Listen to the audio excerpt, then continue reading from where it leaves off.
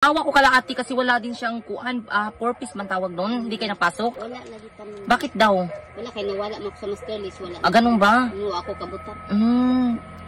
Tapos ayan yung kanila dito kalagayan nila. Kung sino lang daw yung may dadaan magbibigay sa kanila. Wala dyan ka-income.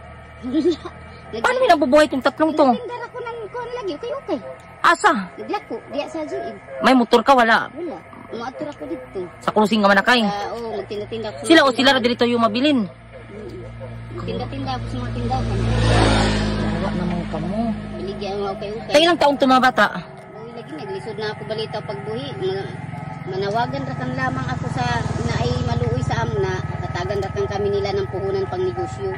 Ilang taon tagpilang edad mga bata? Kaya nagtinda-tinda ako ng barbecue. Pwede rin. Maluoy ra, lang ara lamang na.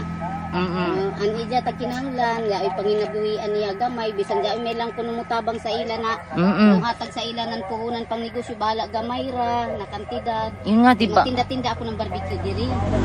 Magkano sa puhunan? 5 mil dito dyan. Okay. Tinda-tinda ako diri ng barbecue. Ganun ba? Ang hirap dito patungkol sa baryo magbebenta.